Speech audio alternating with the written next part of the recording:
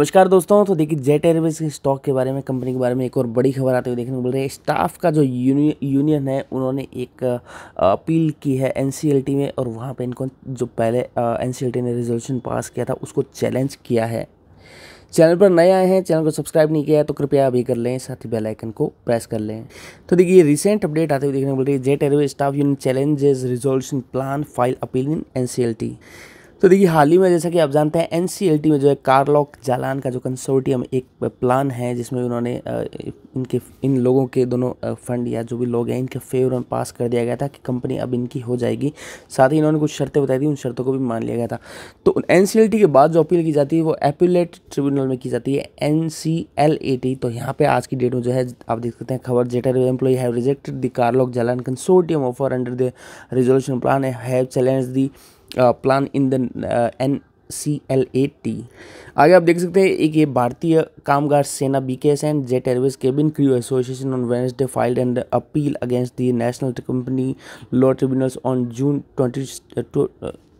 22 order approving the resolution plan. तो 22 जून को जो अप्रूवल दिया गया था उसको चैलेंज किया गया था। Union said the resolution plan fails to protect workers interest and violates labour laws.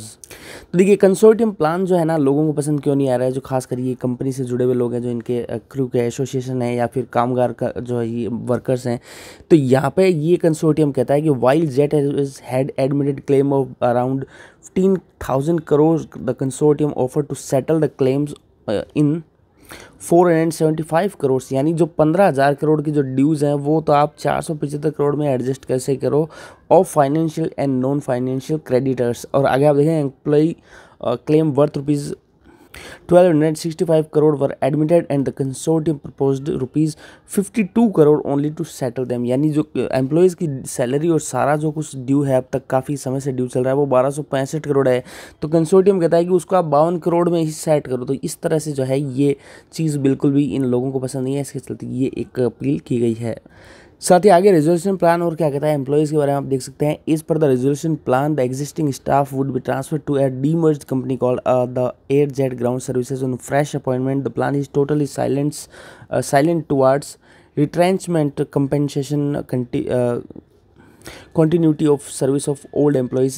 If the said resolution plan is implemented, then the core principle of Industrial Disputes Act 1947 as well as the labor laws will be violated। तो ये बात कही है union वालों ने कि इससे जो है यूनियन के जो अधिकार है उनका हनन होते हुए देखने को मिल रहा है। आगे ये लोग कहते हैं कि हम जो है इसके सक्सेसफुल रिवाइवल कंपनी के जेट एयरवेज के बिल्कुल भी खिलाफ नहीं है, लेकिन जो कंसोर्टियम जो ऑफर दे रहा है वो बिल्कुल भी लेबर लॉज के और ना ही इंडस्ट्रियल डिस्प्यूट एक्ट 1947 की शर्तें उसको पालन नहीं कर रहा है।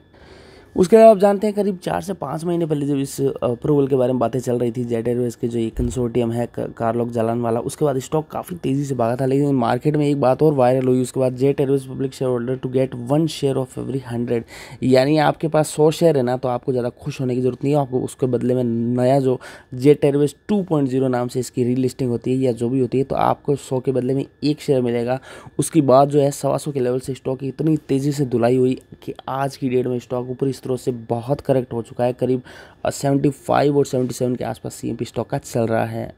तो आगे आप देख सकते हैं, new owners to launch FPO to maintain public share holding. The new owners of Jet Airways have proposed to keep the airline listed with the existing public share holding holders getting 1 share for every 100 shares they currently own. तो देखिए, stock की स्थिति भी कुछ ठीक नहीं है, काफ़ी वीक इसका चार्ट हो चुका है। 74.5 के आसपास स्टॉक का प्राइस चल रहा है और कल की डेट में स्टॉक फिसलते हुए आपको देखने को मिला। आज मार्केट की छुट्टी थी मोहर्रम की, कल मार्केट खुलेंगे, लेकिन स्टॉक का स्ट्रक्चर ओवरऑल वीक ही है। चार्ट की हिस्ट्री में आपको बताऊं तो 5 दिन में करीब 5% करेक्ट हो चुका है। 1 महीने में स्टॉक फिर भी आपको जो है थोड़ी तेज़ी दिखा रहा है 3.5% की, लेकिन 6 महीने में देखें आपको 35% ऊपरी स्रोत से गिरा हुआ देखने को मिलेगा। ईयर टू डेट 41 और 1 साल की अवधि में अभी भी देखिए इतना गिरने के बाद भी 151% के यहाँ पे गेंस अभी भी बाकी हैं, जो कि 20 अगस्त 2020 को स्टॉक की 29 रुपये की रेट थी। और ये कंसोर्टियम की बातें जब चलने लगी, काफ़ी तेज़ी से यहाँ पे बाइंग हुई है। जिन्होंने नीचे लिया था उन्होंने आई थिंक ऊपर के स्तरों में बेच के काफ़ी मोटा मुनाफा ले लिया है।